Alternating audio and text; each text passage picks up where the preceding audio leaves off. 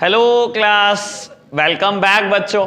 लो प्यारे बच्चों, स्टार्ट करते हैं इलस्ट्रेशन नंबर 17 की प्रॉब्लम्स के साथ। सबसे पहले बेटा बात कर रहा हूं सबसे लास्ट एडजस्टमेंट की। There is a contingent liability of 20,000 in respect of court cases. बाबू याद है एक थियोरेटिकल लेक्चर मैंने लिया था और मैंने एक बात बताई थी आपको कि लायबिलिटी, प्रोविजंस और कंटिंजेंट लायबिलिटी में क्या अंतर होता है। सुनिए मेरे से बात। अरे वाह, क्या बात कर दिया। लो फटाफट से, ये बात नहीं सुनी तुमने मुझसे? लायबिलिटी, प्रोविजंस और कंटिंजेंट लायबिलिटी।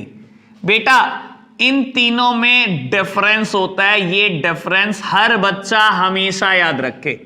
ये बेटा जिंदगी भर पीछा नहीं छोड़ने वाला।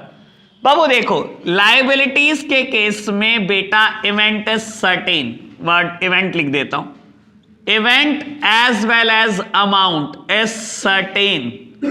बेटा लायबिलिटी में इवेंट हो चुका होता है और अमाउंट भी बिल्कुल सर्टेन होती है। What about provision? अमाउंट तो पता नहीं बेटा, लेकिन इवेंट बड़ा ही सर्टेन है। बोलने के लिए एक बात बोलता हूं बाबू, मैंने उधार पर गुड्स बेचे हुए हैं, मेरे डेटर है बुक्स में 10 लाख। मैं बहुत अच्छे से जानता हूं सारे पैसे नहीं आएंगे। इवेंट इज सर्टेन कि सारे पैसे नहीं आएंगे, लेकिन मैं ये नहीं जानता कि कितने नहीं आएंगे। इसीलिए मैं क्या करता हूं, अंदाजे से प्रोविजन बनाता हूं। माइनस कर दो provision for bad and doubtful debt, मेरा अंदाजा 5% नहीं आएंगे, मैंने 5% प्रोविजन क्रिएट कर दिया। प्रोविजन के केस में ये तो सर्टेन होता है पूरे नहीं आएंगे। इवेंट इज सर्टेन कि पूरे नहीं आएंगे, पर ये नहीं पता बेटा कितने नहीं आएंगे, तो हम अंदाजे से हमेशा प्रोविजन क्रिएट करते हैं। लायबिलिटी में इवेंट भी सर्टेन होता है, अमाउंट भी सर्टेन होता है। मैंने क्रेडिटर के 40,000 देने हैं, इवेंट भी सर्टेन है, अमाउंट भी सर्टेन है। What about contingent liability? कुछ भी सर्टेन नहीं है, ना ये पता ना ये पता। मतलब भाई कोर्ट में केस चल रहा है, पहली बात तो ये नहीं पता जीतूंगा या हारूंगा, तो लायबिलिटी कैसे बता दूं? और बेटा अगर हार गया तो कोर्ट कितनी पेनल्टी लगा देगी ये भी नहीं पता। ऐसी सारी चीजें क्या होती हैं? कंटिंजेंट लायबिलिटी होती है, जिनका होना ना होना भी अनसर्टेन है बेटा, जिनकी अमाउंट भी अनसर्टेन है, कुछ नहीं पता मुझे। और कंटिंजेंट लायबिलिटी कहां दिखाई जाती है? सुन लो बेटा, बैलेंस शीट जब हम बनाते हैं, जहां हम बैलेंस शीट का टोटल कर देते हैं, वहां पर हम लिखते हैं कंटिंजेंट लायबिलिटी। यानी कि बेटा क्या ये ट्रेडिंग, P&L और बैलेंस शीट का पार्ट नहीं होती? नहीं होती। बैलेंस शीट के बिल्कुल आखिरी में लिखी जाती है। इस चीज के लिए हम एक वर्ड यूज करते हैं, इसको हम प्यार से बोलते हैं foot note of the balance sheet. Contingent liability is always represented in the foot note of the balance sheet. Balance sheet के बिल्कुल फुट नोट में बस यहां पर लिखना है कंटिंजेंट लायबिलिटी, जो भी अमाउंट दी गई है बस खत्म। वैसे एक कंटिंजेंट लायबिलिटी बताऊं जो आपके कोर्स में है, बात उठ रही है तो पूरी उठा लो। चलो लो बता देता हूं। एक कंटिंजेंट लायबिलिटी आपके कोर्स में है, वही आपका बड़ा फेवरेट सा चैप्टर बिल ऑफ एक्सचेंज, ठीक है ना बाबू? ए ने बी को उधार पर गुड्स बेचा, इसने खरीदा, आपने बिल लिख दिया, इसने एक्सेप्ट कर दिया बिल। बेटा इसको अर्जेंट पैसों की जरूरत है, ये बैंक जा सकता है डिस्काउंट कराने। अब सुन लेना, ये गया बैंक और डिस्काउंट करा लाया बिल। पता है ना अपॉन मैच्योरिटी किसके पास जाएगा? बैंक किसके पास जाएगा? बी के पास जाएगा। और अगर बी ने पैसे ना दिए तो ए की गिरेबान पकड़ी जाएगी बेटा, क्योंकि ए ने डिस्काउंट करा था, ठीक है ना? अब सुन लो, जिस दिन ए बैंक से डिस्काउंट कराता है ये बिल, उसी दिन लिख देता है कंटिंजेंट लायबिलिटी में कि मैंने एक बिल बैंक से डिस्काउंट करा लिया। ये लायबिलिटी अराइज हो भी सकती है, नहीं भी हो सकती, मुझे नहीं पता हो सकती है कि नहीं। बी ने नहीं दिए तो क्या होगा? कंटिंजेंट लायबिलिटी में से काटा मार देना, लायबिलिटी में ही खड़े कर देना बैंक के पैसे। और बी ने दे दिए तो यहां से हटा देना बेटा, कंटिंजेंट लायबिलिटी खत्म होगी आपकी। अनसर्टेन है ना, अभी देगा कि नहीं हमें थोड़ी पता है, देगा कि नहीं देगा। क्लियर है ना बात? तो इवेंट का होना ना होना भी पता नहीं, अमाउंट का भी कुछ पता नहीं। ओ लोग के समझ आई बात? चलो पहली बात हार्दिक ने सर हिला दिया ढंग से, मैं भी खुश हो गया, समझ आ गई बात। चल भाई अरे तो बस रोज आ जाए यार, देख जिम्मेदारी तो मेरी है पढ़ाने की। सच बता रहा हूं, अगर तो मेरा 50% भी ले गया ना मेरी नॉलेज का, हो गया काम। हम जिससे अकाउंट्स पढ़ते थे, अगर मैं तो दुआ करता था इस टीचर का अगर 0.01% भी आ गया ना, 0.01% भी, तो कम से कम करोड़ रुपए महीना कमा रहे होंगे। ऐसा मास्टर था वो अकाउंट्स का, ठीक है ना, वो तो भाई जन्नत। सीए परवीन शर्मा, कभी पूछ के देख लेना इंडिया के किसी भी कोने में खड़े होके बात। और वो बंदा इतनी छोटी मोटी हस्ती नहीं है, वो तो कई अरबों रुपए कमाता है। और बंदे को फोन कर दो, सर इंडिया छोड़ो, इंडिया मैं तो कह रही हूँ इंडिया की बात करो, कॉल मिलाओ। सर वो ना थोड़ा सा ये जानना था यूएस में कौन सा अकाउंटिंग सिस्टम चलता है, यूएस में ऐसे ऐसे होता है। अच्छा सर ऑस्ट्रेलिया बता देते, ऑस्ट्रेलिया में ऐसे होता है बेटा। सर सिंगापुर बता देते, सिंगापुर में बेटा बस ऐसे ऐसे होता है। पूरे दुनिया का अकाउंटिंग सिस्टम बोल लो। चलो खैर, लेट इट बी। और पता है क्या करते हैं, सिर्फ ट्यूशन पढ़ाते हैं सीए को, CIPCC और CA फाइनल, कुछ नहीं करते। हमारे इंस्टीट्यूट ने उनको कह दिया आप सीए बनने के बाद प्रैक्टिस क्यों नहीं कर रहे, 10 से 5 आपकी प्रैक्टिस होनी चाहिए। आप सारा दिन सुबह से लेकर रात तक ट्यूशन पढ़ाते रहते हो, लाओ अपनी practice certificate of practice surrender कर दो। गए इंस्टीट्यूट, ये सरेंडर करा, ये रख लो, मुझे नहीं चाहिए, मैं ट्यूशन पढ़ा के ही खुश हूं। वो आपसे दे थे अपनी डिग्री पूरी, ये रख लो, चाहिए ही नहीं। चलो जी बेटा, बात करता हूं 17th इलस्ट्रेशन में पहली एडजस्टमेंट की। कहता है क्लोजिंग स्टॉक 50,000 है, वो तो चलो है ही है। कहता है goods costing 5,000 were distributed among staff member free of cost. लो प्यारे बच्चों देखना, कहता है 5,000 रुपए के गुड्स आपने फ्री में बांट दिए बेटा स्टाफ को। लो प्यारे बच्चों मेरी तरफ देखना, बाबू सच मायने में फ्री में बांटे आपने। देखो बाबू, अगर आपने स्टाफ को कहता है फ्री में गुड्स बांट दिए, तो बेटा क्या हमारे गुड्स कम नहीं हो जाएंगे? मान लो परचेजेस जितनी भी थी इस क्वेश्चन में, कुछ भी समझ लो, मुझे नहीं पता कितनी थी, मैंने लिख दिया 50,000। बेटा अगर मैंने स्टाफ को फ्री में बांट दिए, मैं पहली बात तो मेरे गुड्स कम हो गए, और सच बात यह है बेटा फ्री क्या होता है? फ्री तो कुछ भी नहीं होता, उतना तो काम मैं स्टाफ से वैसे ही निकलवा दूंगा। तो बेटा इसको मैं जाकर सैलरी शायद 47,000 है इस क्वेश्चन में, वहां जाकर जोड़ दूंगा कि मेरी सैलरी सही मायने में मैंने 52,000 दी है। 47,000 in cash, 5,000 in goods. Free कुछ नहीं है,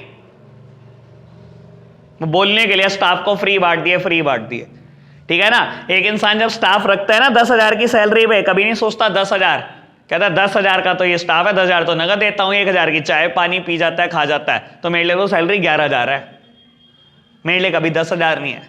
सेम बात यहां पर बोल रहा हूं, ठीक है जी, बात समझ में? इन्होंने स्टाफ वेलफेयर एक्सपेंस लिखा है, वैसे लिखना चाहो वो भी ठीक है, ये ज्यादा एप्रोप्रिएट लगती है मुझे चीज।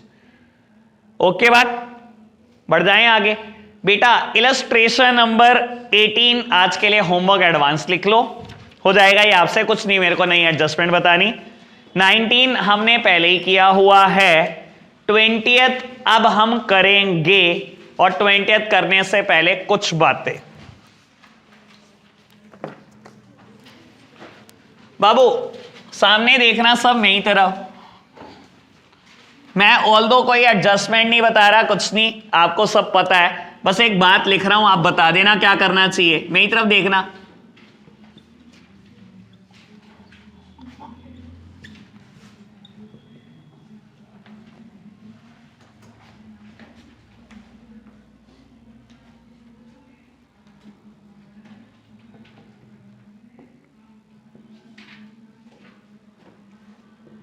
लो पुत्र सामने देखना।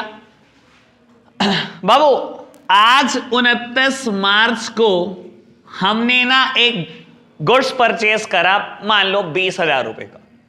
आपने गुड्स परचेज करा बेटा, आपको पता है परचेज 2 जगह पर इंपैक्ट डालती है, ऐसे ही सेल भी 2 जगह पर इंपैक्ट डालती है। जब मैंने गुड्स परचेज करा, एक तो बेटा मुझे परचेजेस में जोड़ना है, मान लो मैं आपको ये डेट ना 31 कर देता हूं ताकि और क्लैरिटी है, फाइनेंशियल ईयर का लास्ट दिन है, ठीक है जी। मैंने आज गुड्स परचेज करा है बेटा, रात के 8 बजे गुड्स आ गया मेरी फैक्ट्री में। बाबू गुड्स परचेज करने से 2 जगह पर इंपैक्ट जाएगा, एक तो मेरे को 20,000 रुपए की परचेजेस में बढ़ाना है, एज वेल एज बेटा आपको नहीं लगता मुझे क्लोजिंग स्टॉक में बढ़ाना है कि मेरा स्टॉक भी तो बढ़ गया आज का।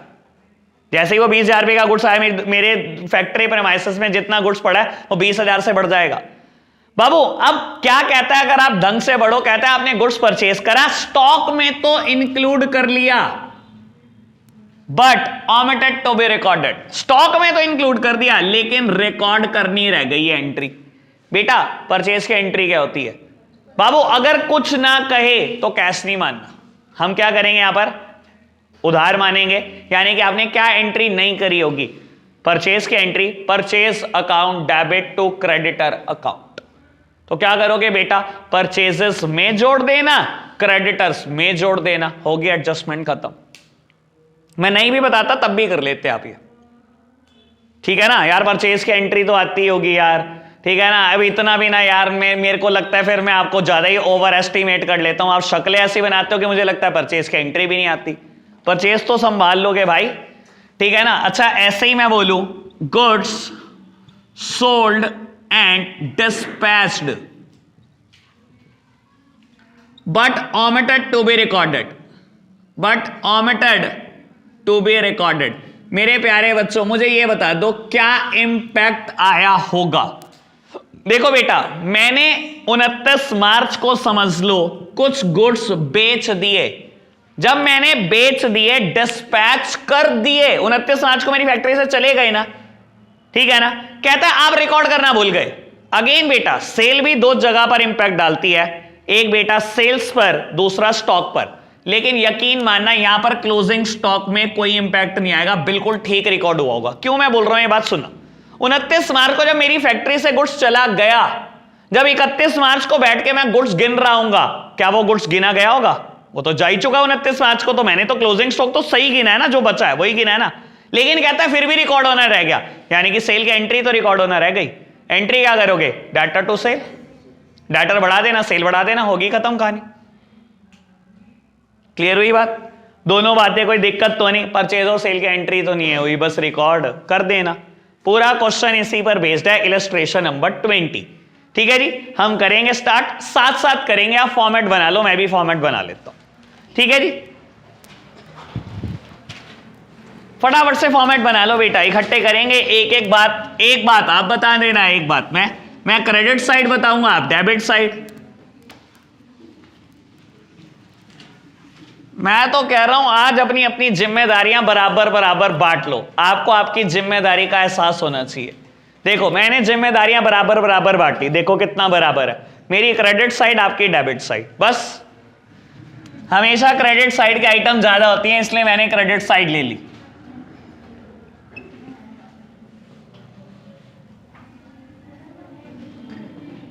चलो बाबू चलो यार, ये याद करा दिया करो ये ना डायलॉग यार, मेरे को रोज बोलना है, मैं भूल गया यार ये बोलना। पहले मैं बहुत बोलता था। नहीं यही वाला डायलॉग, चलो बाबू चलो। नहीं हैंगरीज नहीं यार, डायमोला बीच तक लेके जाऊंगा तुम्हें।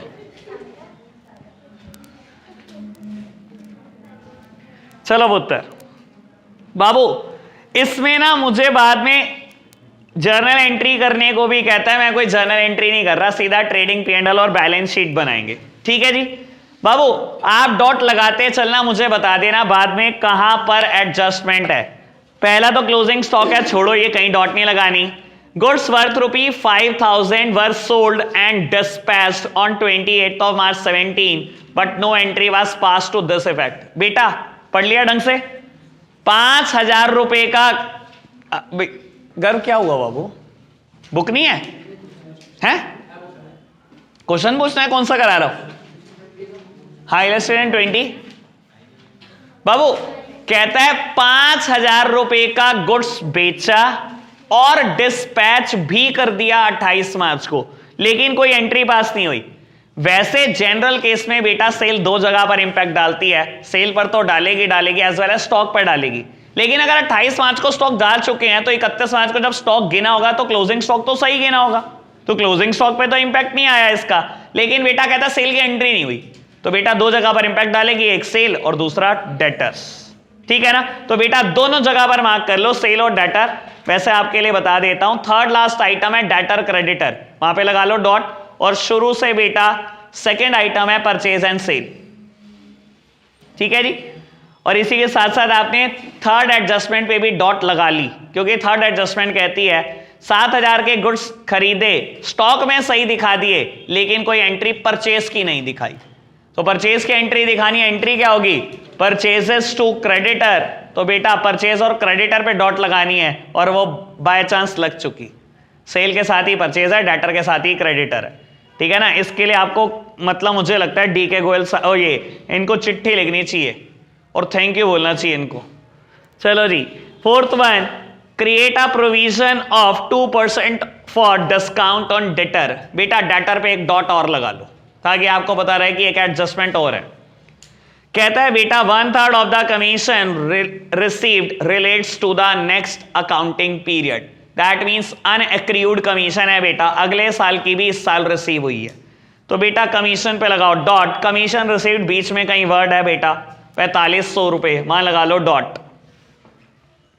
कहता है डेप्रीशिएट फर्नीचर बाय 10%, तो बेटा फर्नीचर पे लगा लो डॉट। और बेटा कहता है salary for the month of March 17 are still outstanding, तो बेटा सैलरी पर लगा लो डॉट, 5वां पॉइंट है, 5वें नंबर पे सैलरीज दी हुई हैं, लगाई डॉट सब पर।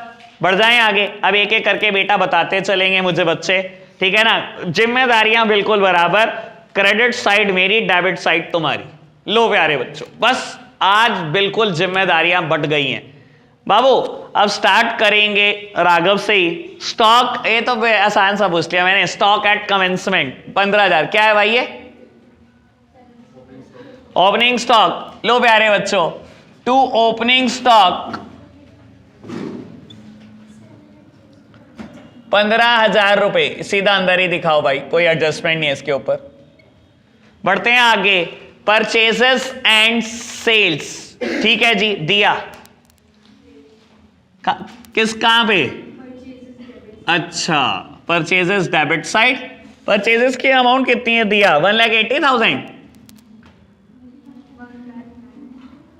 ये कैसे पता लगा तुझे 19 है? अच्छा वेरी गुड, होगी तो दिया इंटेलिजेंट। बाय सेल्स, सेल्स है 1,80,000, दिया हमने इसके ऊपर डॉट लगाई हुई है ना। चल तेरे से नहीं पढ़वाते एडजस्टमेंट, ये पढ़ेगी हरनीत। हरनीत सेकंड एडजस्टमेंट, पहले सेल के एडजस्टमेंट पढ़ रहे हैं। 5,000 रुपए के गुड्स बेचे, डिस्पैच भी हो गए 28 मार्च को, लेकिन आपने नहीं रिकॉर्ड करी, तो आपने क्या एंट्री करी होगी? रिकॉर्ड करने के लिए क्या करोगे? हाँ, उधार बेचने की एंट्री करोगे, तो बेटा सेल भी बढ़ानी है और डेटर भी बढ़ाने हैं। कितने रुपए से? 5,000 से, तो बढ़ाओ। लो प्यारे बच्चों सामने देखना बेटा, ये यहां पर मैंने 5,000 रुपए सेल्स में जोड़ दिए। अभी भी बाहर मत लिखना क्योंकि रिटर्न होगी, हो सकती है, वैसे है नहीं इस क्वेश्चन में, ठीक है ना, लेकिन मैं आपको बता रहा हूं। आपने थोड़ी रट्टा मारा है बेटा क्वेश्चन का, वो तो मैंने मारा है बाबू।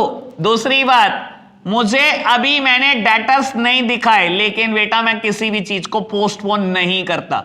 और ये तो मैं पक्का बोल रहा हूं, इसकी अमाउंट अगर मैंने लिखी भी होती तब भी बाहर ना दिखाता, क्योंकि मुझे याद है provision for discount on debtor है, डेटर पे 2 डॉट है, ठीक है ना। आप हो HTML, मैं नहीं। HTML मतलब short term memory loss.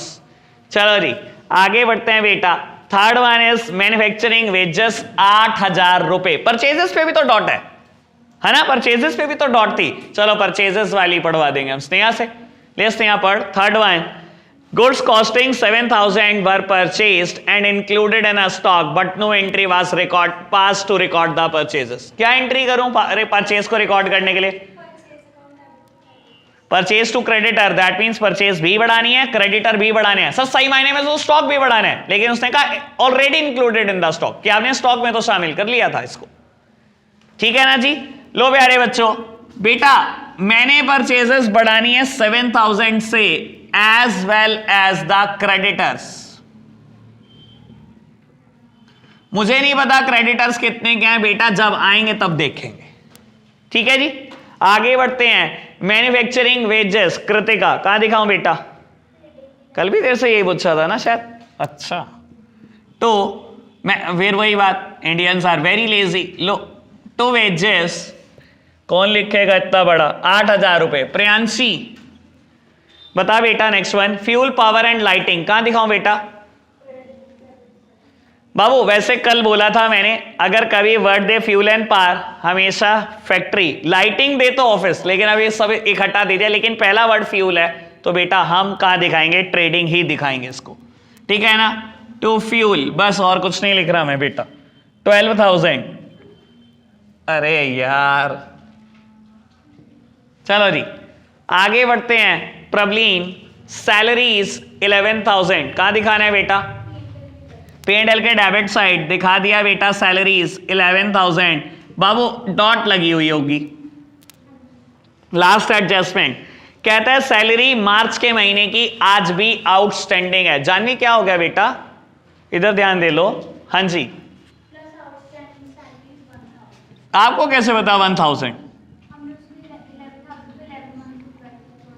Very very good बेटा, ये 11 महीने की सैलरी है। ये कैसे पता लगा? क्योंकि क्वेश्चन ने कह दिया मार्च की आज भी पेंडिंग है बेटा, तो आज भी पेंडिंग यानी कि 11 महीनों की तो पे की होगी, और 11 महीनों की 11,000 है, दैट मीन्स बेटा हर महीने की 1,000 है, तो मार्च की आउटस्टैंडिंग है, मैंने दिखा दिया। और आउटस्टैंडिंग सैलरी को बेटा दूसरी जगह भी हाथों हाथ पोस्ट कर दो, आउटस्टैंडिंग सैलरी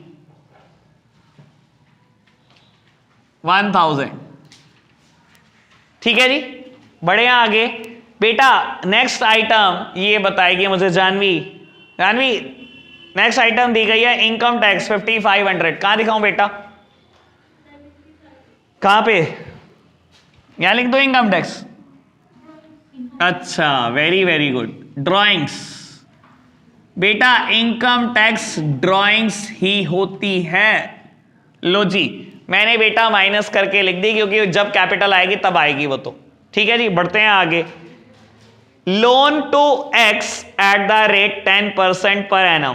बाबू ये बहुत आराम से करना, समझदार बच्चे ही कर सकते हैं, ठंडा दिमाग होके सोच लो। Loan to X at the rate 10% per annum, Sanya कहां दिखाऊं?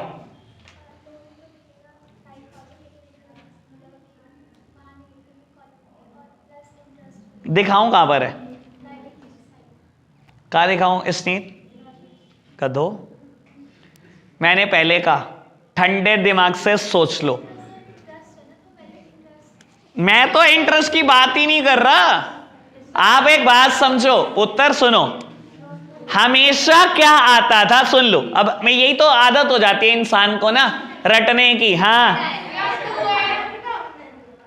है क्यों? तो वही तो कह रहा हूं, क्यों नहीं पढ़ा था ध्यान से? कह रहा हूं ठंडे दिमाग से पढ़ लो।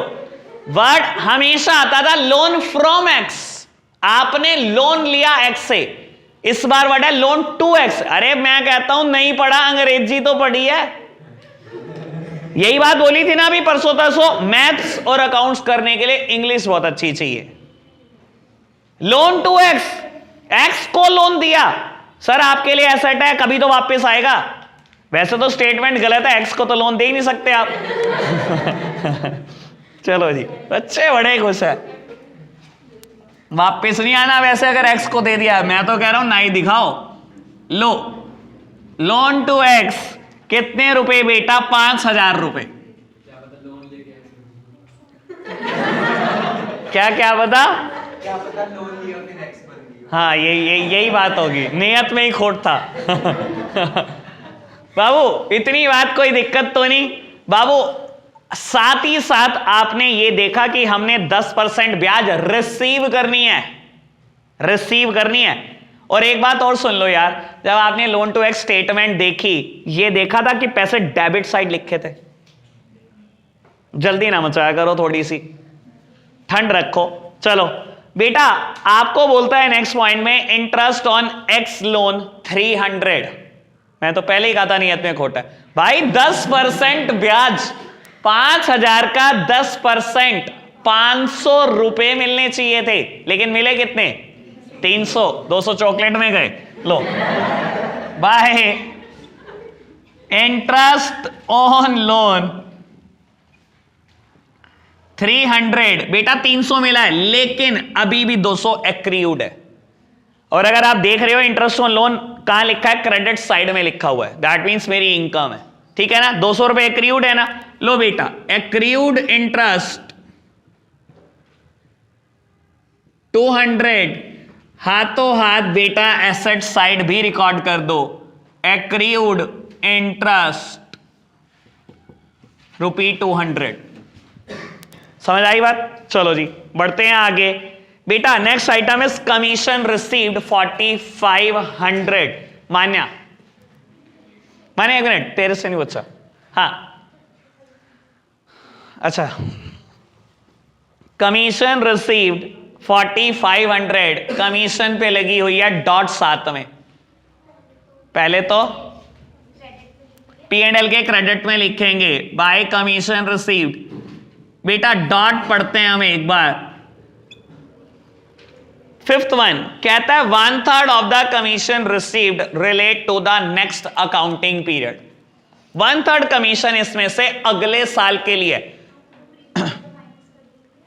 बाबू इनकम के लिए प्रीपेड वर्ड नहीं लगाते हम, अनएक्रीड, ठीक है ना। अनएक्रीड इनकम है तो हम माइनस कर देंगे अनएक्रीड इनकम, दैट मीन्स अनएक्रीड कमीशन 1/3 है बेटा। 1/3 4500 का 1/3 1500, और हाथों हाथ इसको लाइबिलिटी साइड दिखा देंगे, ठीक है बेटा। कोई दिक्कत तो नहीं है ना अभी तक किसी को भी?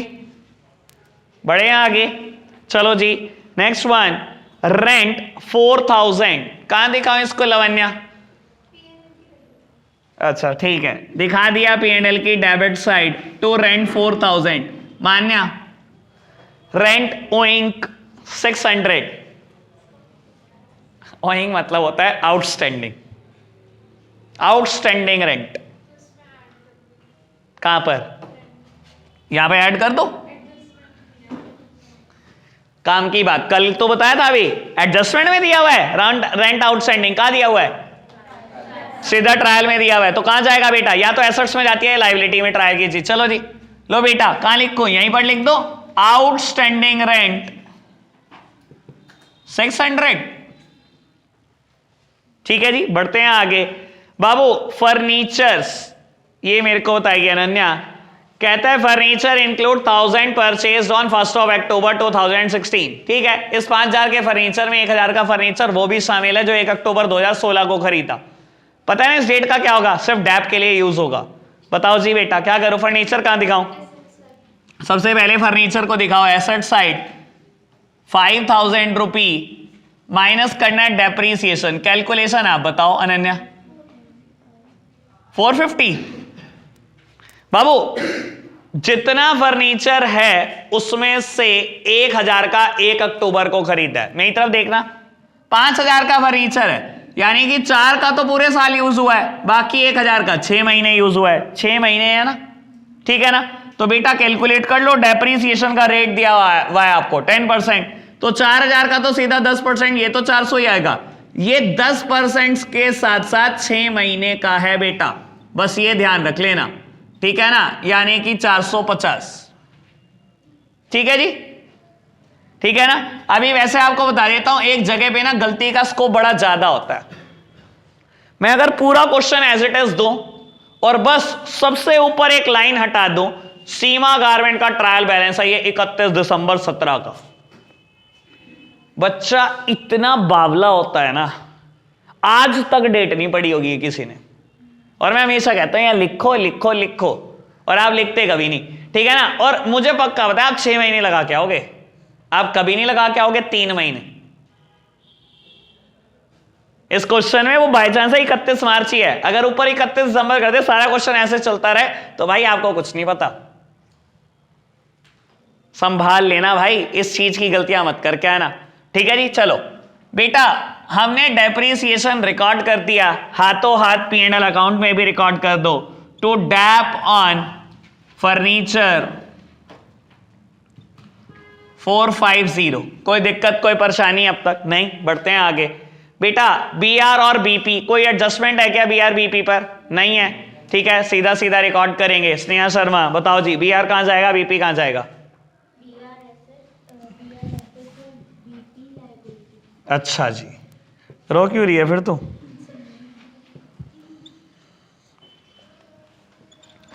आगे बढ़ते हैं। कशिश, प्लांट 72,000। प्लांट के ऊपर कोई एडजस्टमेंट है क्या? कुछ भी नहीं है। चल बता कहां जाएगा? एसेट में balance sheet, plant 72,000। Debtors and creditors, चलो जी अब आया मजाक। अब है नहीं हमारा एक दोस्त, वो बताएगा। राघव डेटर कहां दिखाऊं भाई? Asset side. ये लिखे हुए हैं मैंने 5,000 इसमें जोड़ने हैं, यहीं पर लिख रहे हैं डेटर। ऐसे ही बेटा क्रेडिटर्स, लायबिलिटीज 13,000। भाई क्रेडिटर पे कोई और एडजस्टमेंट नहीं है, सीधा बाहर ले गया। डेटर पर एक और डॉट लगी हुई है, देख ले। लगी हुई है ना? मैंने तो लगवाई थी भाई, तूने लगाई कि नहीं पता नहीं। लगाई है ना? थर्ड पॉइंट पढ़ फिर। Fourth point, create a provision of 2% for discount on debtor. मतलब पता है तेरे को इस बात का कि मैंने डेटर से यानी कि उधार लेना तो 33,000 रुपए, पर पता पूरा नहीं आना। जब भी ये पैसे देने आएंगे ना, डिस्काउंट मांगेंगे लोग, तो मुझे अंदाजा 2% तो डिस्काउंट में ही मर जाएगा। ठीक है ना भाई? डेटर से चीजें माइनस करने का एक प्रॉपर सीक्वेंस है। न्यू बैड डेट माइनस होते हैं, क्लोजिंग प्रोविजन माइनस होते हैं, फिर डिस्काउंट ऑन डेटर। इस क्वेश्चन में कुछ भी नहीं है, सीधा डिस्काउंट ऑन डेटर है, तो सीधा माइनस कर दो। ठीक है ना जी? और ये कहां जाएगा माइनस होने के बाद? उसमें ही जाएगा। वह तो पता ही है, सबको पता है भाई। कैसे बताऊं ये माइनस होके कहां जाता है? P&L कहां पे है? अच्छा बस शुक्र है भाई, भगवान तेरे घर में देर है अंधेर नहीं। यार तू यार राघव डराता क्यों है यार? बताया कर यार चीजों को। डिस्काउंट ऑन डेटर्स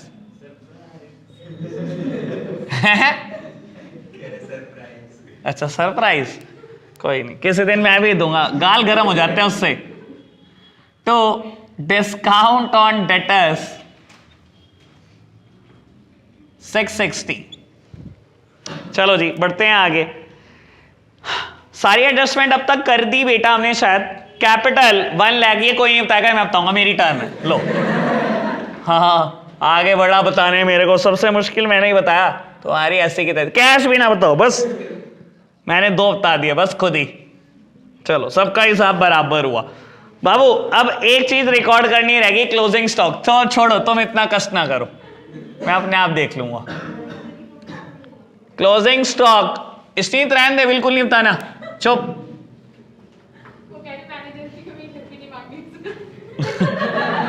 मतलब ये मेरे को मैनेजर कमीशन में फंसा रही है। अब वो कर्म अच्छे है ना, तभी तो क्लोजिंग स्टॉक आया मेरे ऊपर। मैनेजर कमीशन होती है तो तेरे ऊपर आती सीधा। लो जी इतनी बात, कोई दिक्कत तो नहीं। क्वेश्चन खत्म है बेटा। बाबू एक मुश्किल क्वेश्चन हम आपसे करा लेते हैं। अरे क्यों नहीं, तुम्हारी ऐसी की तैसी निकम्मों की। बेटा इलस्ट्रेशन नंबर 21 करेंगे और उससे पहले एक बात करेंगे, बस और कुछ नहीं करना। लो प्यारे बच्चों सामने देखो। अच्छा फटाफट से इसको फाइनल करो बेटा, टोटल करो, जल्दी से करो, ठीक है ना? फिर 21 इलस्ट्रेशन स्टार्ट करने से पहले एक बात बतानी है, जल्दी करना। चलो जी बेटा करते हैं स्टार्ट। सामने देखना सब। बाबू एक बात आपको बतानी है लास्ट।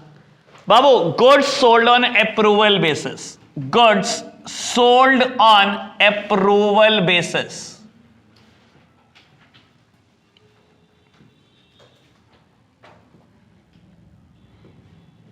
सब मेरी तरफ देख रहे हैं बेटा 2 मिनट के लिए। मान लो हमने क्या किया बेटा, और जनरल केस में बिजनेसमैन ऐसा करते हैं, आपकी दुकान पे कस्टमर आया और वो बेटा उतना बाय नहीं कर रहा गुड्स जितना नॉर्मली करता है, और हम चाहते हैं बेटा कि हमारी सेल बढ़े, तो हम उसको पुश करते हैं कि ना कि ये भी सामान ले जाओ। उन्होंने कहा नहीं मेरी दुकान पे चलेगा नहीं। अरे कोई नहीं आप ले जाओ, नहीं चलेगा वापसी दे जाना। ऐसा करते हैं ना बेटा, और दे देते हैं, बस किसी भी तरीके से गुड्स पेलने की कोशिश करते हैं। बाबू इसको हम बोलते हैं goods sold on approval basis. ठीक है जी। मान लो आपने बेटा 15 मार्च को ये गुड्स दे दिया। बाबू एक बार तो आप इसको सेल की तरह ही रिकॉर्ड करते हो, यानी कि आपने एंट्री क्या की होगी, डाटा टू सेल्स, 15 मार्च को रिकॉर्ड कर दिया। अगर 31 मार्च तक अप्रूवल नहीं आई, अप्रूवल किस बात की आनी है कि मैंने गुड्स रख लिया, अगर 31 मार्च को बेटा अप्रूवल नहीं आई तो क्या करोगे, रिवर्सल एंट्री मार देना। दैट मीन्स ये सेल हुई नहीं। साल के आखिरी दिन अप्रूवल आ जानी चाहिए, अप्रूवल आ गई तो कुछ करना है, कुछ नहीं करना, क्योंकि हमने पहले ही सेल की एंट्री मार दी थी। अगर अप्रूवल नहीं आई तो बेटा रिवर्सल एंट्री जरूर माननी है कि हमारी सेल नहीं हुई, क्योंकि सामने वाले ने अभी तक नहीं बताया कि वो गुड्स रख रहा है कि नहीं रख रहा। तो आप एंट्री क्या करेंगे, उल्टी एंट्री बिल्कुल, यानी कि sales account debit to debtor account. समझ गए ना बेटा, यानी कि सेल भी कम करनी है, डेटर्स भी कम करने हैं, एज वेल एज स्टॉक पर भी इंपैक्ट पड़ेगा। सर स्टॉक भी तो बढ़ेगा, स्टॉक बढ़ेगा कि नहीं बढ़ेगा, पक्की बात है ना बेटा। जब वो गुड्स बिका ही नहीं, मैंने तो बेटा जब यहां सेल मान ली तो मैंने तो स्टॉक भी कम कर दिया बेटा, और उसके दुकान पे भी भिजवा दिया। जब बेटा उसने अप्रूवल ही नहीं दी, दैट मीन्स मुझे स्टॉक भी बढ़ाना पड़ेगा।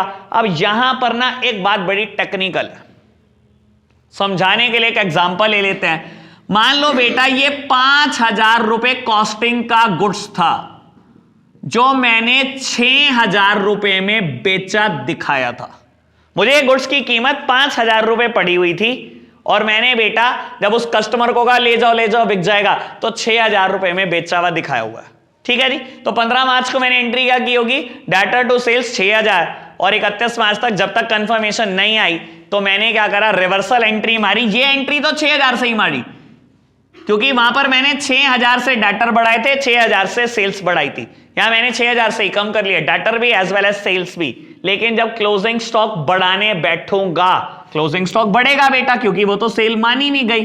जब क्लोजिंग स्टॉक बढ़ाने बैठूंगा तो प्यारे बच्चों 5,000 से ही बढ़ाऊंगा। अब मैं ऐसा क्यों कह रहा हूं, क्या रट्टा मारने हमने, नहीं बेटा। बाबू आप खुद सोचो, आप क्लोजिंग स्टॉक को कैसे रिकॉर्ड करते हो, कॉस्ट और NRV which ever is lower, ऐसे ही रिकॉर्ड करते हो ना, पक्की बात है ना। जब मेरे पास से गुड्स गया होगा तो कॉस्ट कम है या एनआरवी, कॉस्ट कम है, तो मैंने तो 5,000 रुपए से ही कम किया होगा। क्लोजिंग स्टॉक 5,000 का गया, मैंने 5,000 की चीज 6,000 में बेच दी, यही तो किया होगा। तो जब बढ़ाने बैठोगे तो 5,000 ही तो बढ़ाओगे, जब कम ही 5,000 से किया होगा तो बढ़ेगा भी तो 5,000 से ही, 6,000 से थोड़ी बढ़ जाएगा। क्लियर है ना बात क्लियर हुई। सेल की reversal entry as well as stock पर इंपैक्ट, दोनों बातें ध्यान रखना। ऑल ओके, सब कुछ हो जाएगा, अब कुछ नहीं रुकेगा। मैंने 2 होमवर्क दिए ना अब तक, या एक ही दिया, एक तो कराई दिया हमने। इलस्ट्रेशन 18 होमवर्क है ना, और 21, बस यही कर लो, ज्यादा ना करो, थक जाओगे तुम। आज के लिए हम इतना ही रखते हैं बच्चों, बाय बाय।